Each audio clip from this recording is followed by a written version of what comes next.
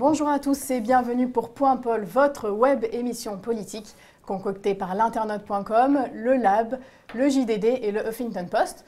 Aujourd'hui avec moi pour présenter cette émission, nous avons Alexandre Boudet du Huffington Post. Bonjour. Bonjour.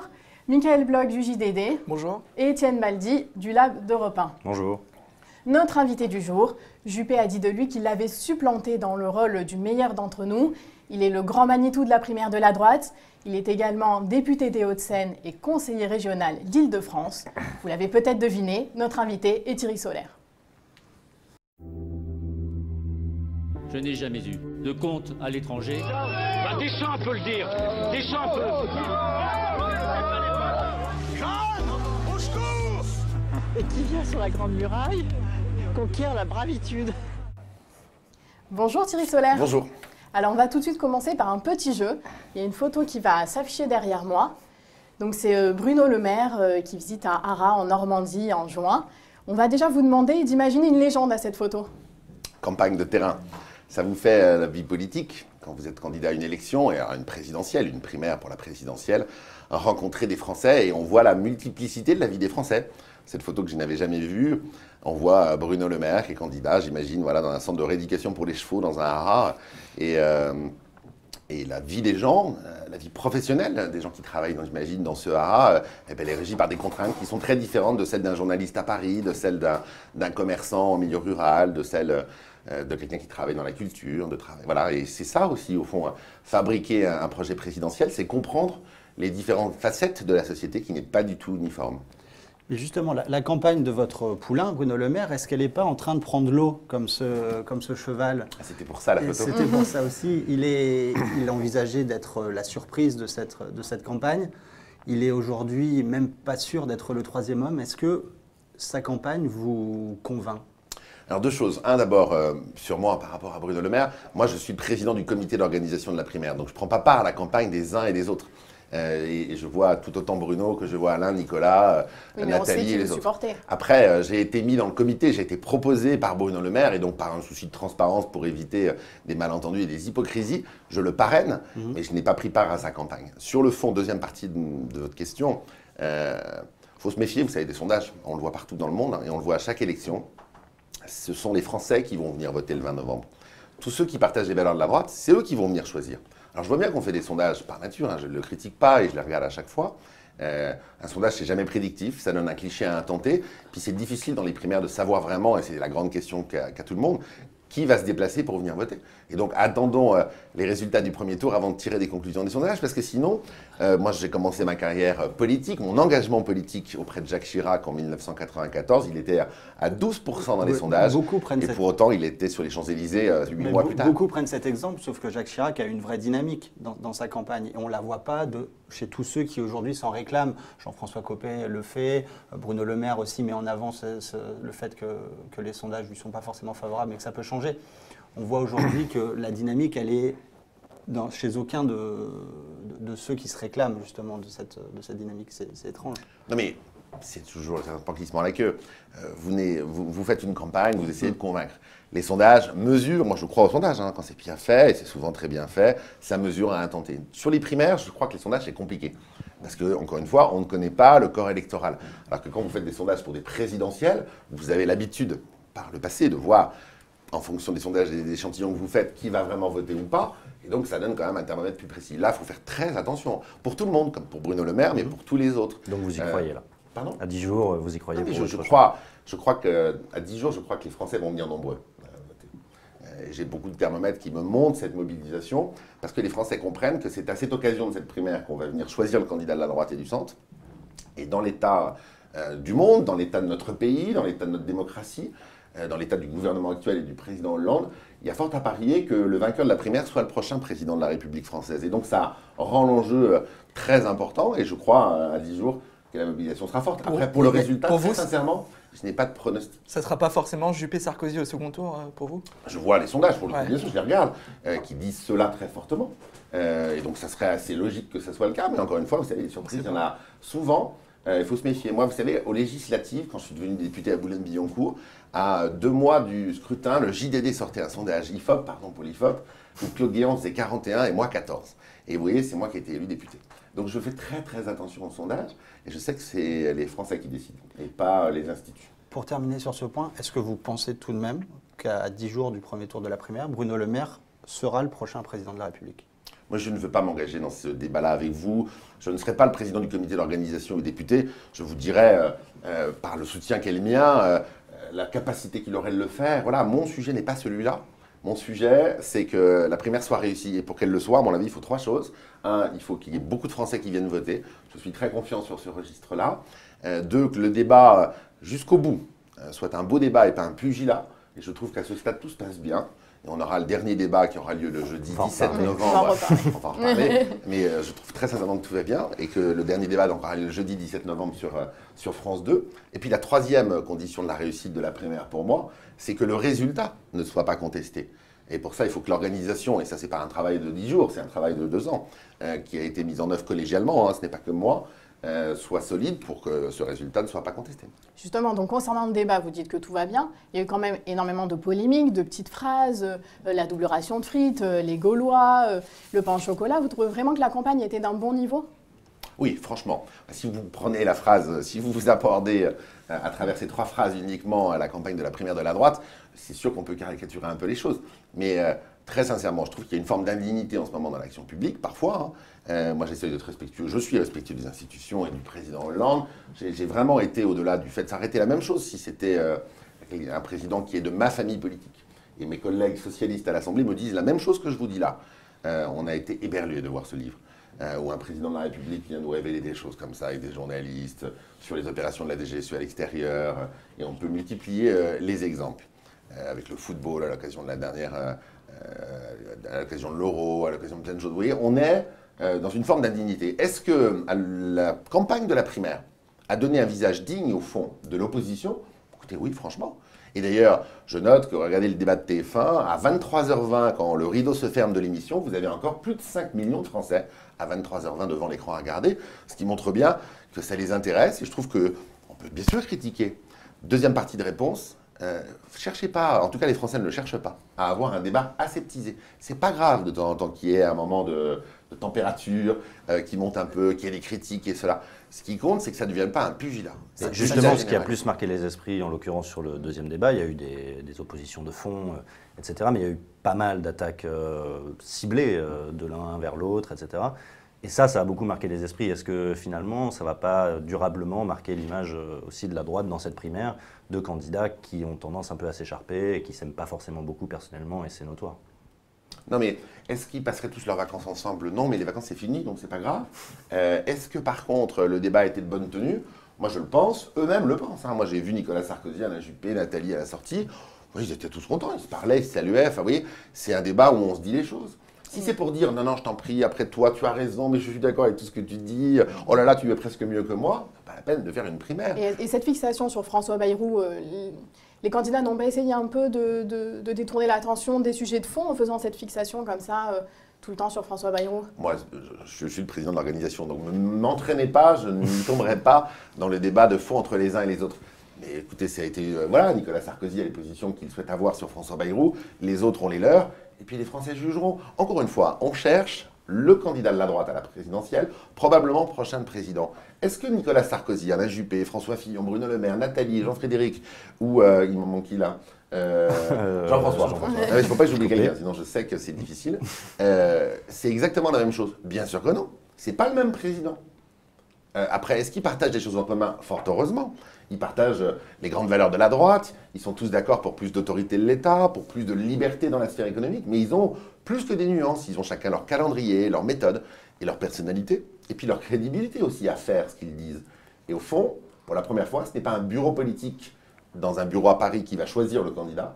Ce sont des millions de Français qui vont pouvoir venir voter. Parce que je rappelle, c'est mon rôle de le dire, que pour voter à la primaire, il ne faut il y a besoin simplement d'être inscrit sur les listes électorales, de vouloir l'alternance à la politique qui est menée par la gauche, et de se reconnaître dans les valeurs républicaines de la droite et du centre, et de payer 2 €. Alors justement, 2 mots, pardon. C'est quoi les valeurs de la droite? Parce qu'on dit tout le temps les valeurs de la droite. Est-ce que vous pouvez nous les définir? Les valeurs républicaines. Alors, on demande donc aux électeurs alternance et de partager les valeurs républicaines de la droite et du centre. C'est quoi les valeurs républicaines? D'abord, de la droite et du centre, les valeurs républicaines tout court, c'est la liberté, l'égalité, la fraternité.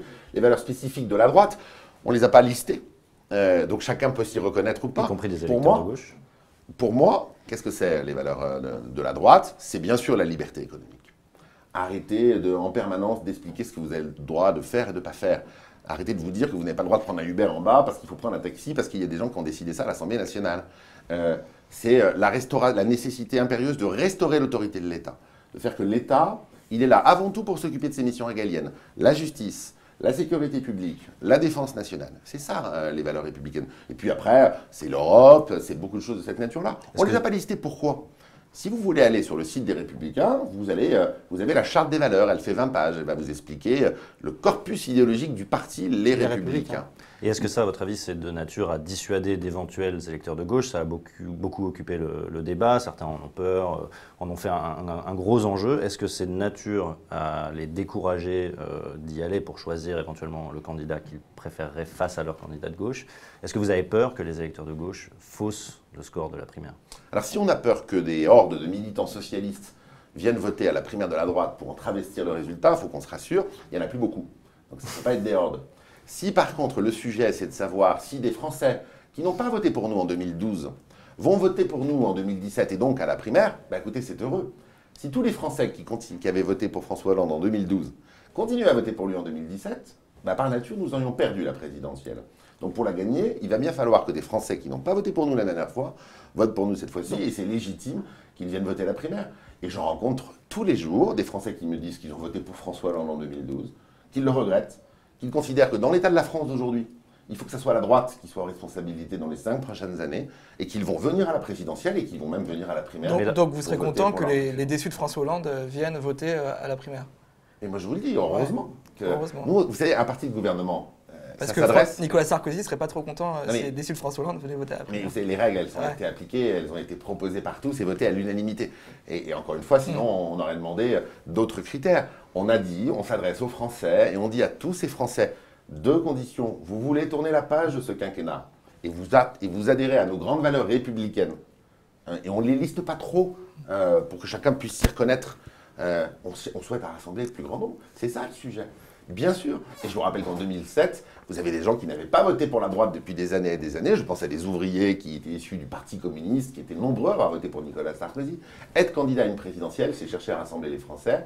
Nous, notre primaire, elle cherche à trouver, parmi nos 7 postulants, celui ou celle qui portera seul nos couleurs en rassemblant le plus grand nombre. Est-ce que ça signifie que si on va voter à la primaire, on doit voter pour le vainqueur au premier tour de la présidentielle? On est dans un état de liberté. Le fait d'adhérer aux valeurs républicaines de la droite et du centre, c'est déclaratif. Et on ne gardera pas trace, ni personne, de savoir qui a voté. Tout ça, tous les registres où les gens votent seront détruits sous contrôle d'huissier et de la CNIL au lendemain de la primaire. Au lendemain de cela, la logique, c'est bien sûr d'aller voter pour le vainqueur. Parce que c'est toute la logique de la primaire. Est-ce que vous avez à la marge des gens qui sont tellement aveuglés qui ne préféreront l'un plutôt que l'autre, qui ne voteraient pas pour le vainqueur parce que ça n'aura pas été leur champion? Peut-être que ça arrive. L'objectif de la primaire, c'est quoi? C'est de créer les conditions du rassemblement. Vous savez, le seul ennemi réel de la droite, c'est elle-même. C'est sa division. Vous parlez de rassemblement et de division, justement. La primaire, Étienne Baldie... Comment rendre crédible l'idée d'un rassemblement de tous les candidats à la primaire après le second tour? Je vais vous développer cette idée que je ressens profondément. Je pense vraiment que notre seul ennemi, c'est nous-mêmes et nos divisions. Culturellement, depuis le général de Gaulle, à chaque élection présidentielle, on a eu plusieurs candidats au premier tour. Jacques Chirac, Édouard Balladur, Jacques Chirac, Valéry Giscard d'Estaing en 81, la droite et le centre. Aujourd'hui, on ne peut pas se le permettre, sinon on ne sera pas au second tour. La primaire, c'est la seule élection qu'on est sûr de gagner. Enfin, vous voyez, croyez-moi, quand vous vous présentez à une élection, vous avez le risque de perdre. La primaire, on est sûr de la gagner, parce qu'à la fin, il y en a bien un de la famille politique qui gagne cette élection. Vous dites qu'on ne peut pas se permettre de ne pas être rassemblé, etc. Mais est-ce que vous croyez que vous allez arriver à le faire et que la famille de la droite, qui est en ce moment éclatée, bon c'est normal, c'est un débat de la primaire et des oppositions, mais est-ce qu'elle arrivera vraiment à faire front uni pour la présidentielle une fois le candidat désigné? Je n'ai aucun doute. Je n'ai aucun doute qu'on se rassemblera tous derrière le ou la vainqueur de la primaire, quel qu'il soit. Est-ce que si ce n'est pas votre champion qui a gagné la primaire, vous serez un peu moins heureux parce que ce n'est pas lui qui est le candidat à la présidentielle? Probablement. Mais au fond, vous avez vu l'état de la France? 8 millions de pauvres, 6 millions de chômeurs. Les socialistes, François Hollande, qui est récusé par 99% des Français, il n'y en a plus que 1% qui lui font confiance. Est-ce que nous, alors qu'on a engagé ce dispositif, on pourrait se payer le luxe que d'avoir des états d'âme? Bien sûr que non. Et je peux vous dire que les parlementaires, les élus locaux, l'ensemble de nos adhérents, mais surtout, plus important encore, les Français, nos électeurs. C'est ce qu'ils attendent de nous. Ils vont avoir leur préférence, ils vont l'exprimer, et à l'issue, on se rassemblera derrière le vainqueur. Comment se matérialisera ce rassemblement? On se rappelle qu'en 2011, au soir du deuxième tour de la primaire socialiste, tous les candidats se sont affichés ensemble sur le perron à Solferino autour de François Hollande qui avait gagné. Est-ce qu'on peut imaginer la même image le 27 au soir ou le 20 au soir s'il n'y a qu'un tour, autour du vainqueur de la primaire au siège des Républicains ou au siège de la Haute Autorité? Est-ce que c'est quelque chose qui est envisagé? On est en train de travailler justement à la manière dont ça se passera. Je suis en train d'en discuter avec les uns les autres. Donc c'est encore un tout petit peu tôt, pardon, pour vous répondre sur ce point. Tout le reste est bien prêt. Mais ne vous inquiétez pas. Ça, c'est pas prévu. Pour l'instant, c'est pas calé. Non, mais tout est prévu. Mais vous savez, on a encore 10 jours. Hein, il y a encore beaucoup de choses à faire. Hein. C'est une logistique très lourde. Et il y a cette dimension-là. Moi, je peux vous dire que j'ai vu encore avant-hier Nicolas Sarkozy. J'ai régulièrement les candidats au téléphone, quasiment tous les jours. Et je n'ai aucune difficulté à considérer que les perdants de la primaire soutiendront le vainqueur. Et donc, bien sûr, ça devra s'incarner physiquement et visuellement. En termes d'organisation, justement, François Fillon a demandé que les maires fassent état des lieux où seront installés les bureaux de vote. La commission devait en discuter hier soir. Est-ce qu'il y a quelque chose qui en est ressorti? Alors, il y avait deux combats qu'on devait gagner de compréhension. Le premier combat, c'était de faire comprendre aux Français qu'il n'y avait pas besoin d'avoir sa carte dans un parti politique pour voter à la primaire. Je crois que ça, c'est largement fait. Puis le deuxième, maintenant, c'est de faire comprendre à tout le monde que pour voter la primaire, ce n'est pas le bureau de vote habituel. Ce n'est pas parce que vous votez dans l'école à côté de chez vous que la primaire aura lieu là. Et donc, il faut se renseigner pour savoir où on vote. Pour ça, il y a 3-4 moyens. Il y a un site internet qui est primaire2016.org, sur laquelle vous habitez 6 avenue Charles de Gaulle à Caen. Vous trouvez l'adresse de votre bureau de vote. On vient d'ouvrir un numéro de téléphone, un numéro violet, qui permet à tous ceux qui ne sont pas sur Internet de faire la même démarche.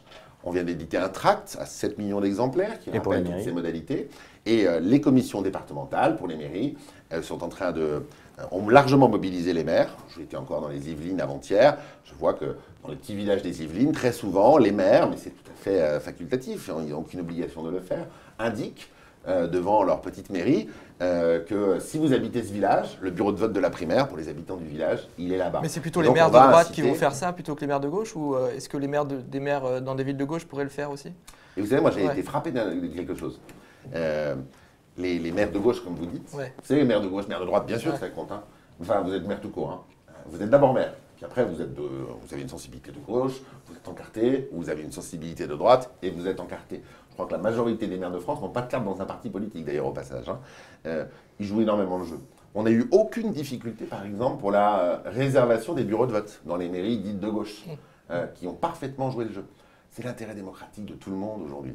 Et qu'on soit de gauche ou qu'on soit de droite, qu'est-ce qu'on veut, c'est que le pays s'en sorte.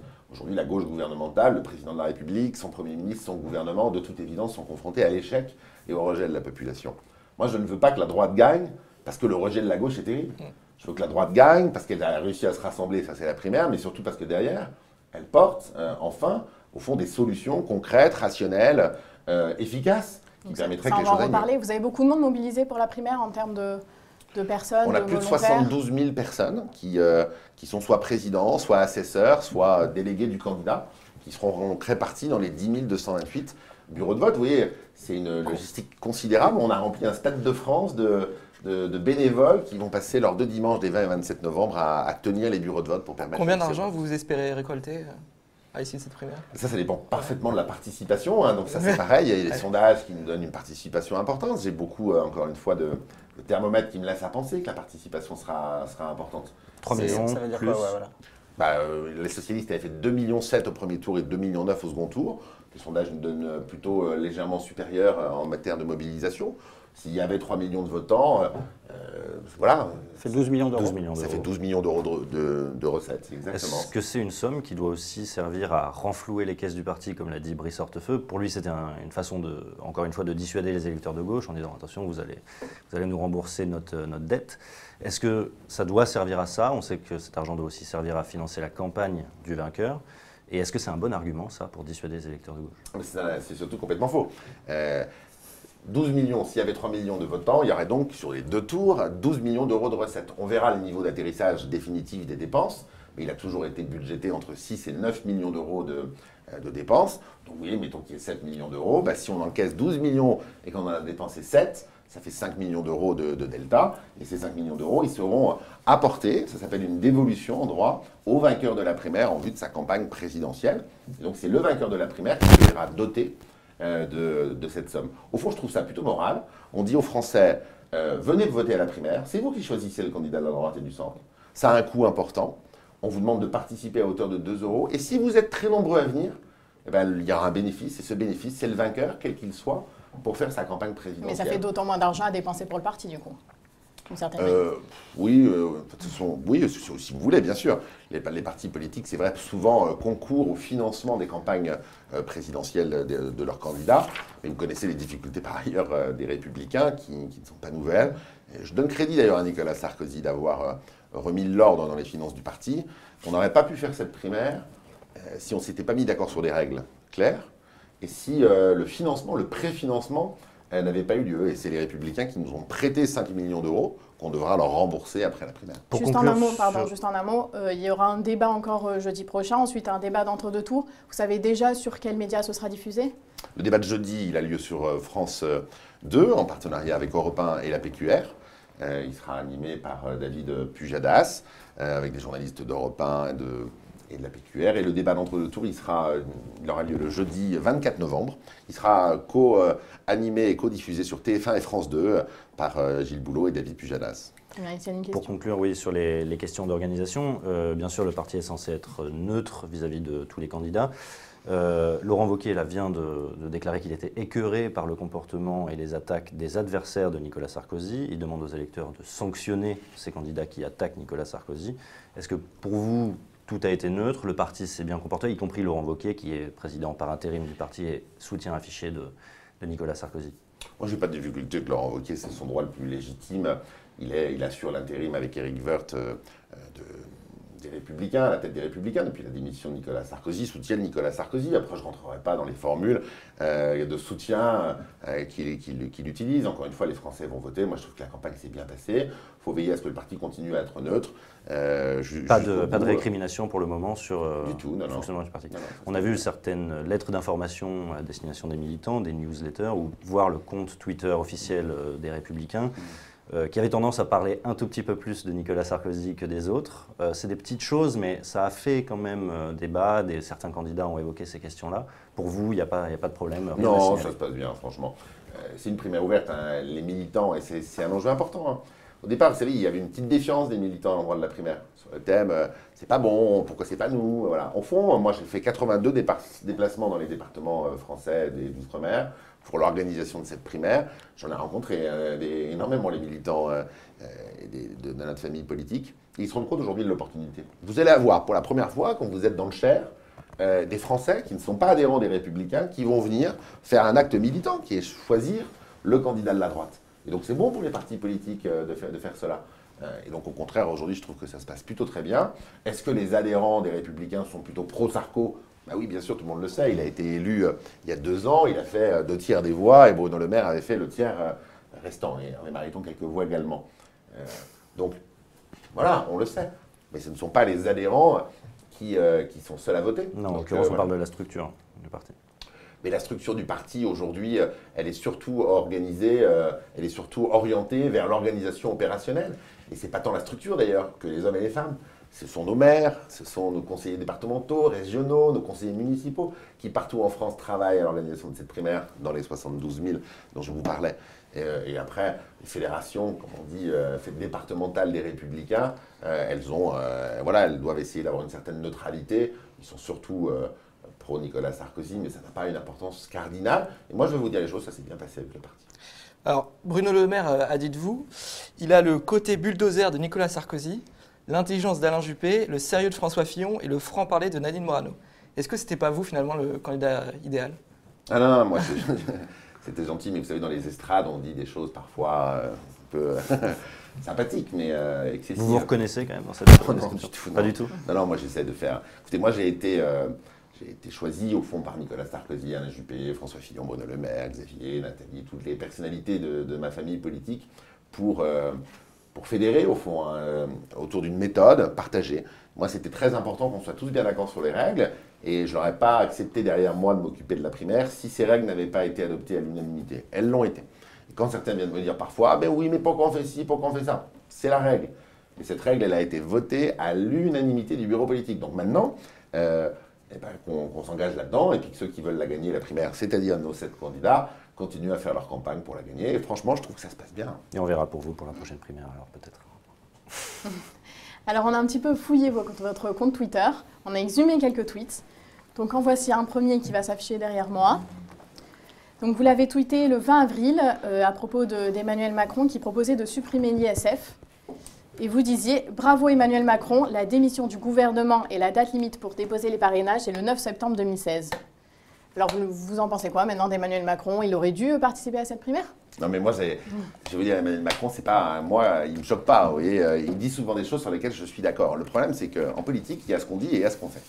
Et quand Emmanuel Macron dit ça, alors qu'il sort de 2 ans à l'Élysée comme secrétaire général adjoint, où c'est lui qui a impulsé au fond la politique économique, et ensuite qu'il est ministre de l'économie, ben, il faut qu'il se dise, voilà, il faut qu'il soit cohérent. Si vraiment il est d'accord avec toutes les valeurs de la droite, mais il n'a rien à faire dans ce gouvernement, il faut qu'il vienne faire la primaire à droite.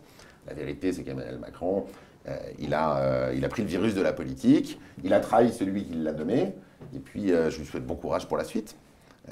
Il verra bien, j'ai compris qu'il voulait être candidat. J'ai pas bien compris d'ailleurs si c'était la primaire de la gauche ou à la présidentielle. Ce ne sera pas la primaire de la gauche. Ah non, ce sera même une division de la gauche, c'est formidable. Il va affaiblir plutôt la gauche ou plutôt la droite? Parce qu'il va peut-être prendre des voix aussi chez le centre droit, au centre droit. Non, pour moi, Emmanuel Macron, il n'a pas d'électeurs. D'accord. Les 14-15% dans les sondages qu'on voit, c'est pour vous, oui, il a des bonnes opinions. C'est du vent. Il a des bonnes opinions, d'ailleurs la mienne. Moi, j'ai une bonne opinion d'Emmanuel Macron sur ce qu'il raconte, mais je pense qu'il n'a pas beaucoup d'électeurs, puisque les gens de droite savent bien que c'est lui qui a supprimé les heures supplémentaires, augmenté les impôts comme jamais, mené cette politique qui nous amène dans la situation dans laquelle on est. Et puis les gens de gauche ne le voient pas facilement à la sortie d'une usine à Saint-Nazaire. Deuxième tweet qui remonte à août 2016. Manuel Valls laisse les maires seuls face au problème du burkini. En refusant de légiférer, il laisse le Conseil d'État décider. Il faut une loi. Alors là, c'est aux députés des Hauts-de-Seine que je m'adresse. Vous maintenez ces propos et vous considérez toujours qu'il faut une loi pour le burkini, quitte à ce qu'il faille changer la Constitution pour le faire? C'est mal tourné, mon tweet. Mais par contre, l'esprit reste le même. Je ne trouve pas normal, enfin moi je suis très attaché à l'État, on est dans une république, il y a 36 000 maires de France, je refuse l'idée que le gouvernement, le président de la République, le Premier ministre, laisse à chaque fois qu'il y a une difficulté importante, des maires légiférer au fond seuls par leurs conseils municipaux en prenant des arrêtés qui sont aussi puissants que de prendre un arrêté pour interdire une manière de s'habiller.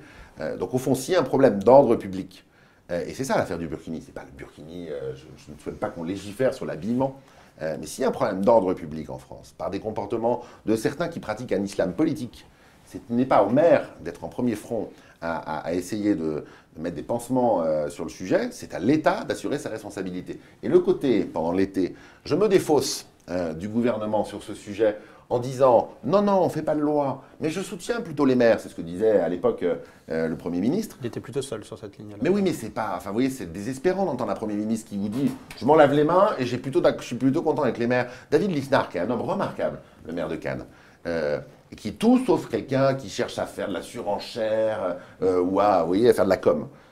Il est confronté, il est maire de Cannes. Cannes, c'est à côté de Nice. Il faut imaginer l'ambiance quand vous êtes à Cannes après le 14 juillet dernier. Vous voyez ce que je veux dire? Et donc, il se retrouve sur des plages avec des problèmes d'ordre public. Il y a cela. Franchement, c'est consternant de voir un gouvernement s'en laver les mains en disant qu'il soutient les maires et qu'il ne faut pas légiférer. Donc, je maintiens ma position. Après, une loi sur le burkini, non. Ce n'est pas une loi sur le burkini, sinon demain, ça sera sur tout à la fois. Alors, du coup, vous formuleriez ça comment, pardon? C'est à l'État, au fond, de fixer aujourd'hui qu'est-ce qui est un trouble à l'ordre public et quel comportement. Pardon ? Le Conseil d'État l'a fait dans sa décision. Le Conseil d'État, c'est une juridiction qui ne fait qu'interpréter la loi.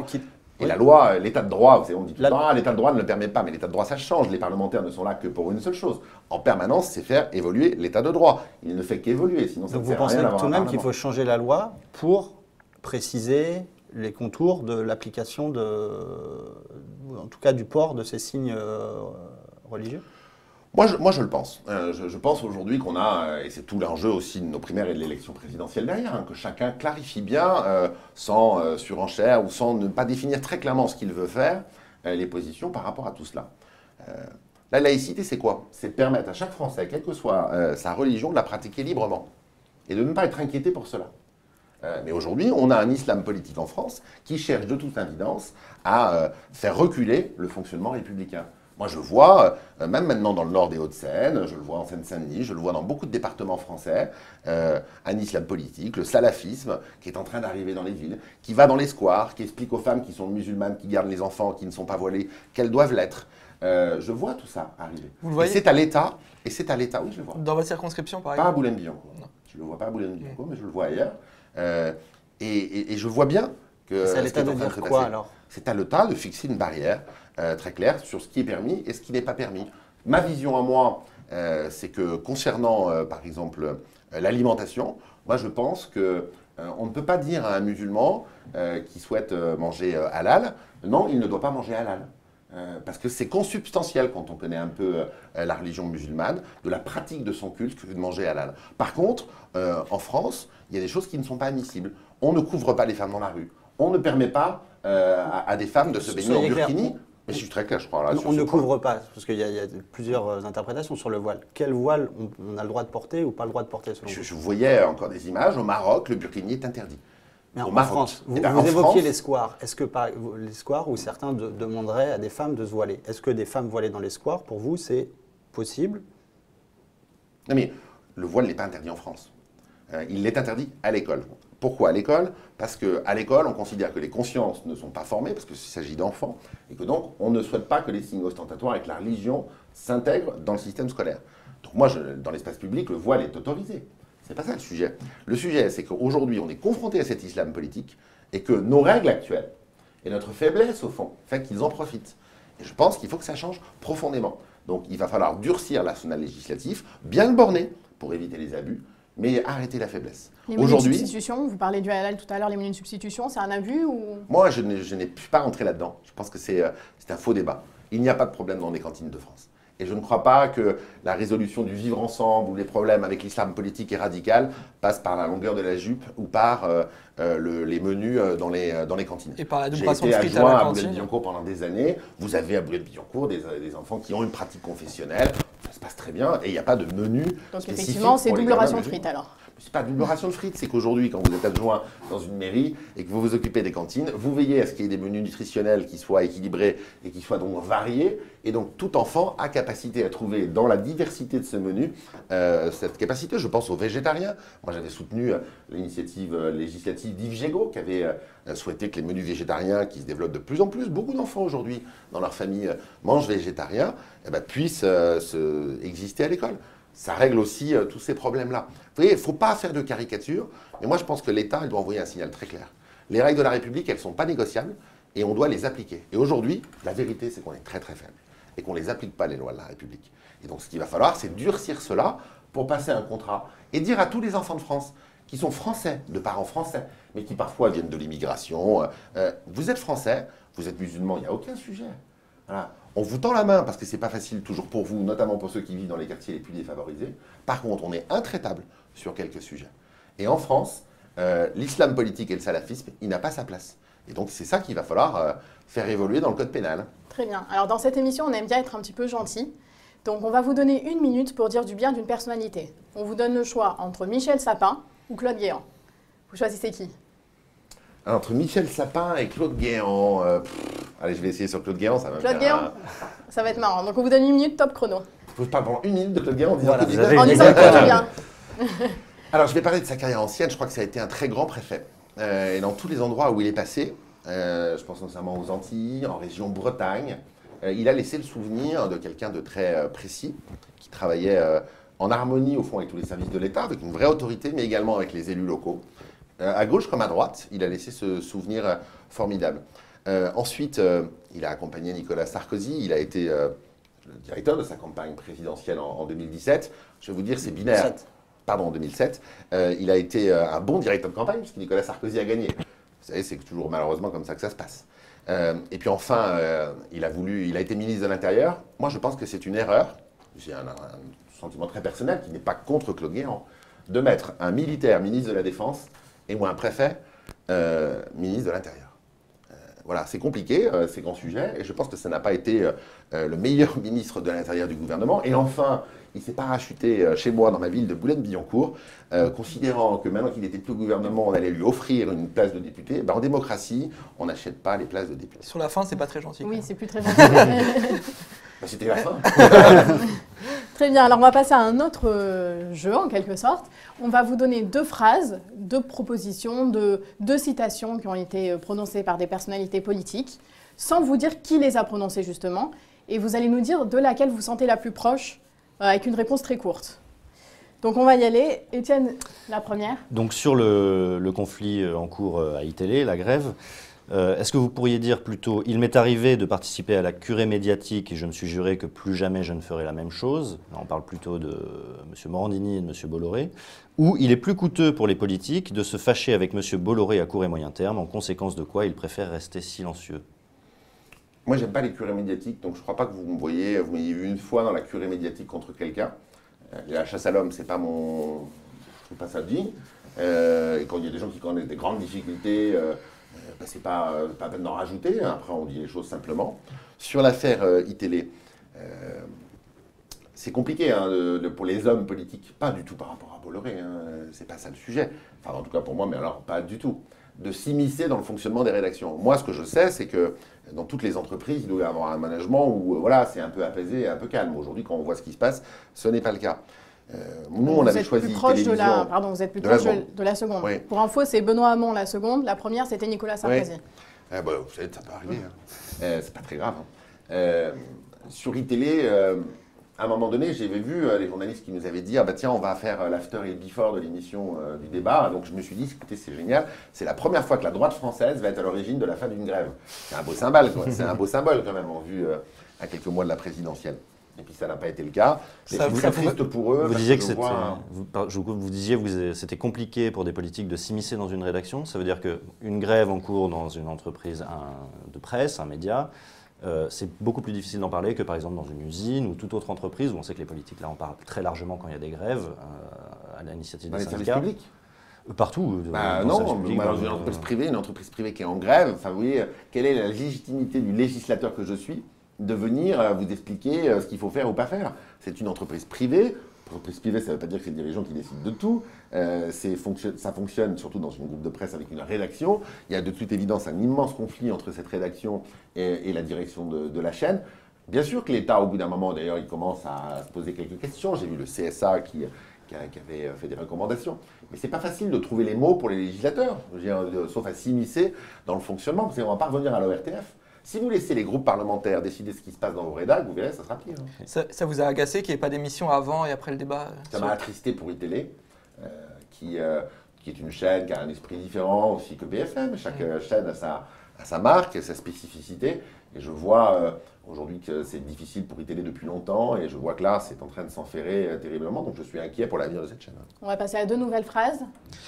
Alors, est-ce que vous préférez dire « Je ne veux pas laisser prospérer le sentiment qu'il y aurait une justice de droite et une justice de gauche » ou « Je suis la victime du cabinet noir de l'Élysée ».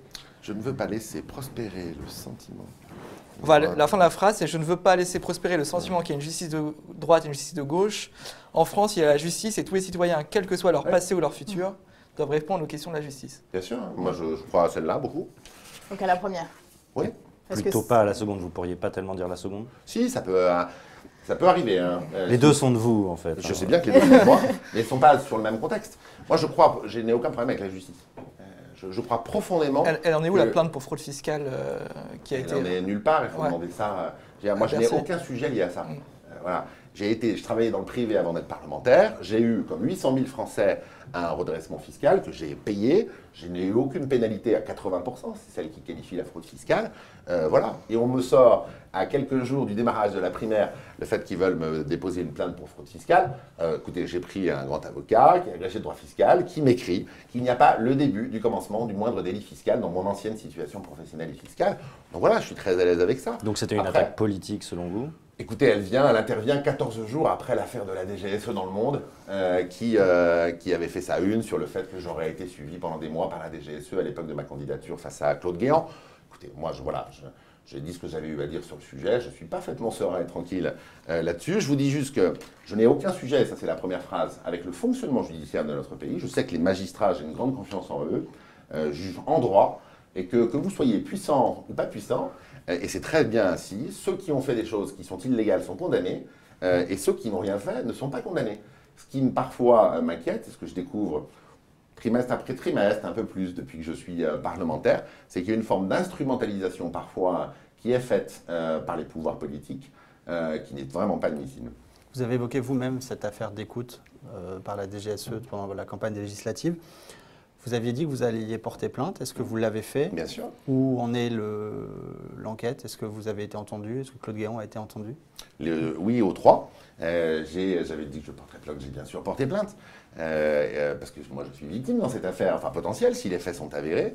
Mais vos confrères du Monde affirment ça avec sans conditionnel et en une de leur journal. Alors, ce n'est pas eux qui rendent la justice. J'ai donc porté plainte. J'ai été entendu en tant que victime.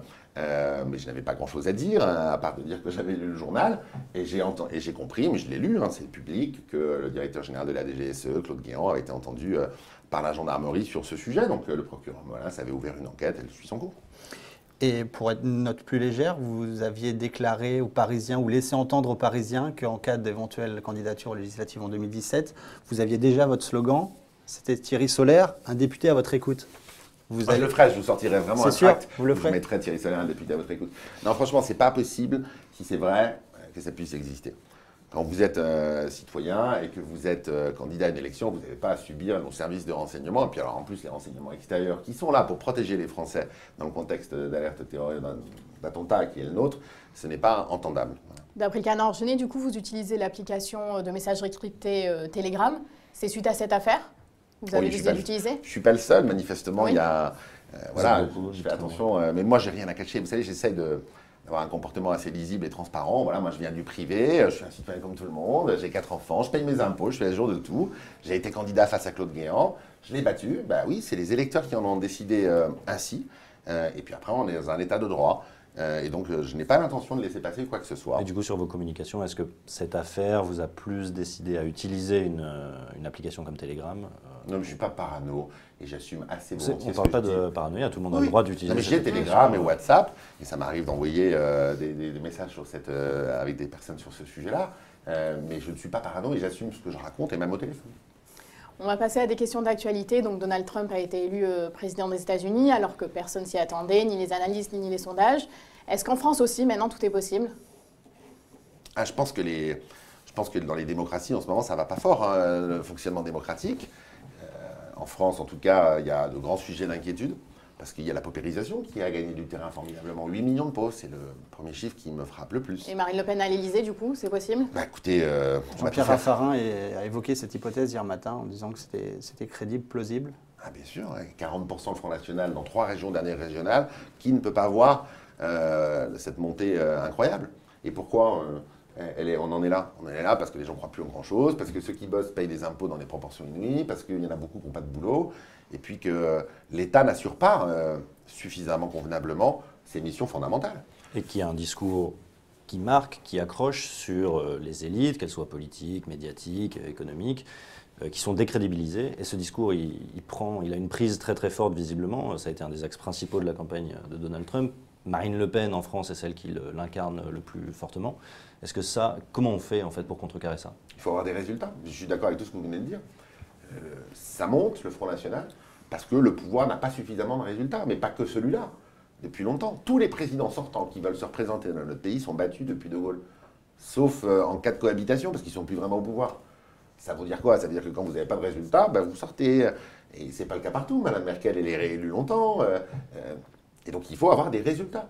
Et pour ça, il va falloir une stratégie bien claire, arrêter de vouloir tout faire, se fixer des caps, 2-3 grandes priorités, et puis mettre le paquet là-dessus et avoir un résultat. C'est-à-dire qu'à la fin du quinquennat, ça aille mieux qu'au début du quinquennat. Et si c'est ça, les Français, qu'est-ce qu'ils feront? Ils continueront d'ailleurs politiquement. Et donc, les candidats à la présidentielle, ils ne devraient pas penser à leur réélection, ils devraient penser à faire. Parce que s'ils ne font pas, de toute façon, ils sont battus, et de toute façon, ils ne resteront pas. Et en plus, le pays ira moins bien.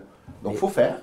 Et puis après, si vraiment vous avez eu des résultats, ils vous rééliront si c'est ça qui préoccupe les hommes. Au-delà des résultats, certains candidats essayent aussi de s'insérer sur cette ligne-là, ce discours-là très dénonciateur. Est-ce que ça, c'est une bonne stratégie? Est-ce que finalement, on ne joue pas contre soi-même en faisant ça? Je suis pas sûr d'avoir compris la question, pardonnez-moi. Des candidats qui vont investir ce discours-là, anti-élite, anti-système, etc., pour essayer de, quelque part, récupérer cette colère-là et capitaliser sur cet enjeu. Est-ce que c'est une bonne stratégie ou est-ce qu'on ne fait que renforcer ceux qui le tiennent depuis plus longtemps et qui sont plus crédibles en le tenant? Ni l'un ni l'autre, je pense que vous renforcez rien et qu'au fond, soit les gens sont dans le rejet ou soit ils ont envie de croire et ils ne peuvent croire qu'en quelque chose de sérieux. Et moi, je vous dis, la conséquence qu'on en a tirée collectivement, ça ne règle pas tout, hein, les primaires. Les primaires, ça ne vous garantit pas le fait que la droite, le jour venu, fasse ce qu'il faut. Il faut pour ça que le vainqueur de la primaire tienne les engagements pris. Et puis que les millions de Français qui vont venir le choisir soient éclairés, au fond, et trouvent le bon, ou la bonne, celle qui va, ou celui qui va nous permettre de nous en sortir. La primaire, c'est qu'une méthode de rassemblement. Après, si on veut lutter efficacement contre le populisme et contre l'extrême droite, il y a une seule chose à faire, c'est avoir des résultats. Alors, les députés Les Républicains, à l'initiative de Pierre Lelouch, ont lancé une procédure de destitution contre François Hollande. Est-ce que ça a vraiment l'intérêt à 6 mois de la présidentielle et en pleine primaire de la droite? Ben, je ne l'ai pas signé. Donc, donc ça n'a pas Donc ce d'intérêt. n'était pas à l'unanimité, comme l'a dit Christian Jacob. Je ne l'ai pas signé, non. Donc ça n'a pas d'intérêt, selon vous? Moi, je suis attaché à nos institutions. On critique beaucoup nos institutions. On est quand même dans un pays où le vainqueur de l'élection présidentielle, il a fait le plus de voix. Vous voyez, les élections américaines, je suis très respectueux de la démocratie américaine, mais vous voyez, Mme Clinton fait 200 000 voix de plus que M. Trump, et c'est M. Trump qui est à la Maison-Blanche maintenant pour 5 ans. Nos institutions ont plein de défauts. 4 ans, pardon. Nos institutions ont plein de défauts, mais pas celui-là, oui, qui me paraît quand même être un défaut essentiel. Donc la destitution en période électorale, voilà. Par contre, sur le fond, je suis consterné qu'un président de la République puisse passer tant de temps à aller discuter dans la cuisine de journalistes. Voilà. Monsieur Sarkozy, il avait été écouté à son insu, enregistré à son insu par l'un de ses anciens conseillers. L'actuel, lui, il va directement dans la cuisine des journalistes pour leur raconter tout ce qui lui passe par la tête et tous les secrets d'État. C'est consternant. Consternant, mais pas au point de prendre l'initiative Ce sont les politique Français parlementaire. qui vont l'engager, et ça s'appelle l'élection présidentielle, et elle a lieu en avril prochain. Ah, on croirait entendre Bruno Le Maire. Exactement. Presque les mêmes mots. Je ne l'ai pas écouté, pardonnez-moi. Autre sujet un peu tendu, ces derniers temps, Le Monde et Mediapart ont multiplié des révélations autour de Nicolas Sarkozy, et notamment sur le supposé financement libyen de sa campagne en 2007. Il y a des témoignages, il y a des éléments qui font que la justice soupçonne très fortement cette histoire-là, mais pas de preuves formelles. En attendant, les candidats à la primaire n'ont pas du tout été interrogés sur le sujet. Est-ce que c'est normal, anormal? Est-ce que vous en estimez heureux pour le climat de la primaire à droite que ce sujet finalement soit passé un peu à côté? On parlait des affaires tout à l'heure, l'état de droit, les choses. Moi, je ne sais pas si j'ai été écouté par la DGSE. C'est pas parce qu'un journaliste dans Le Monde l'écrit en couverture sans conditionnel que c'est la vérité. Ça serait pas une démocratie si c'était la presse qui rendait la justice. Alors maintenant que la presse soit une source d'information, c'est très bien. C'est d'ailleurs aussi son rôle. Je suis tout à fait d'accord avec ça. Donc moi, je n'ai aucun élément d'appréciation sur le sujet. Je dis juste que c'est à la justice et à elle seule de dire les choses. Après, votre question, c'est quoi? Est-ce que c'est normal que les journalistes qui posent des questions, mais écoutez, passent leur journée sur des plateaux de télé, tous ces Mais vous candidats? pouvez avoir votre avis aussi Je là-dessus. pense que Nicolas Sarkozy n'a aucun sujet. D'abord, ça a déjà été le cas à être interrogé là-dessus et à dire les choses dans la plus grande clarté. Mais voilà. C'est à la justice s'il y a quelque chose de le dire, et vous l'avez dit vous-même, c'est présupposé, mais il n'y a pas de preuve, voilà, et donc qu'est-ce que vous voulez que je vous dise de plus? Vous êtes intéressé, vous, à ces révélations? Mais je lis le journal, bien sûr, voilà, je n'ai pas trouvé d'ailleurs d'éléments très nouveaux, et en tout cas, ce n'est pas comme ça que ça fonctionne. S'il y a du fond, il y a des preuves, et s'il y a du fond et il y a des preuves, ça s'appelle le fonctionnement de la justice. Pour le dire simplement, bon, il y a des témoignages d'anciens dignitaires du régime Kadhafi qui sont assez troublants, plus que troublants. S'ils sont avérés, c'est des témoignages qui sont entre les mains de la justice. Et là, c'est pas la France d'ailleurs. Hein. La communauté internationale, mais la France était leader dans cette affaire, a fait ce qu'elle a fait, avec une résolution de l'ONU en Libye. Et donc que les ex, comme vous dites, dignitaires du régime de Kadhafi disent des choses, je ne sais pas si vous prenez ça pour argent comptant, vous voyez, mais pas moi. Voilà. C'est une sorte de revanche. J'en sais rien. Mais Je vous dis voyez juste- ça comme ça pour Moi, je suis très attaché, et ce n'est pas une formule en l'air, à l'état de droit, et notamment à la séparation des pouvoirs. Moi, je suis un législateur et un homme politique. Donc, je vote des lois et je fais la politique. Il y a des gens qui sont à la tête de l'État, qui sont là pour engager au quotidien l'action de l'État. Et puis après, il y a un troisième pouvoir qui est indépendant complètement et qui, encore une fois, est le même, que vous soyez tout en haut de la hiérarchie sociale ou tout en bas. Vous avez les mêmes droits. Et donc voilà, après que des anciens dignitaires d'un régime libyen qui a été déstabilisé par la communauté internationale, avec la France comme leader et Nicolas Sarkozy à l'époque comme président, viennent aujourd'hui à Mediapart expliquer des Il trucs n'y a comme pas ça. que des choses qui datent d'aujourd'hui ou d'après l'intervention. Je sais bien, On va je peut-être sais pas s'éterniser là-dessus, je sais pas, mais il y a Moi, je vous notamment un préviens, carnet, là-dedans, je n'ai aucun élément d'appréciation à part la lecture moi-même. Il y a des de choses ces qui articles. datent de l'époque, hein, juste après 2007, des choses qui sont relatées, notamment le carnet de Choukri Ghanem, il y a des versements qui sont évoqués dedans très sérieusement, c'était l'ancien Premier ministre libyen. Donc c'est pas que aujourd'hui que ça sort d'un seul coup, tiens on voudrait... Non, mais j'ai pas dit ça. Vous qui dites, je n'ai en rien dit que ça sortait aujourd'hui. En particulier, j'avais bien lu à l'époque également, hein, les papiers de l'époque. Mais encore une fois, je n'ai aucun élément d'appréciation, à part à considérer que nous avons des magistrats de grande qualité et que c'est à eux et à eux seuls de dire la justice. Laisser la justice faire son travail. Ben oui, bien sûr. Pour Mais c'est pour terminer cette émission, on va vous demander de faire des choix un peu cornéliens. Alors c'est le jeu Tu préfères, je ne sais pas si vous connaissez, on l'a adapté à la politique. Vous préférez être le suppléant de Claude Guéant ou accorder une investiture à Patrick Balkany? Bon, ni l'un ni l'autre, voilà. Non, mais je ne peux pas être le super client, je l'ai battu, donc ça c'est fini. Et puis l'investiture à Patrick Balkany, il a dit qu'il ne se représentait pas, c'était une bonne nouvelle. Vous préférez vous clasher avec Bouba ou avec Nicolas Sarkozy? Moi, ni l'un ni l'autre, hein, je connais les deux, et j'ai aucune raison de me clasher avec ni l'un ni l'autre. Bouba, vous l'avez pris à Oui, partie. une fois, oui. Des propos qui n'étaient... Voilà, mais je le connaissais à l'époque de Boulogne-Billancourt. Hein. Mais voilà. Vous préférez marcher avec Jean Lassalle ou avec Emmanuel Macron? Oh. Moi, j'ai pas envie de dire de la méchanceté sur personne, donc ça peut être sympathique avec les deux. Faites aucun choix pour le moment. Vous préférez que votre parti paye une amende pour non-respect de la parité ou qu'il doive organiser un appel aux dons après l'annulation des comptes de campagne Non, je du préfère que le candidat? parti respecte la parité, et c'est ce qu'il fera. Et je me réjouis que les investitures, les pré-investitures qui ont été faites, et je suis certain que la suite d'ailleurs, nous permettent, enfin d'ailleurs, au-delà du respect de la loi, d'avoir une représentation politique qui soit équilibrée, pas que d'ailleurs les hommes et les femmes, mais les différents profils. Que ce soit pas que des hommes du même âge, qu'il y ait différentes générations représentées, que ça soit mixte, et que ce soit aussi pas que des gens issus de la fonction publique.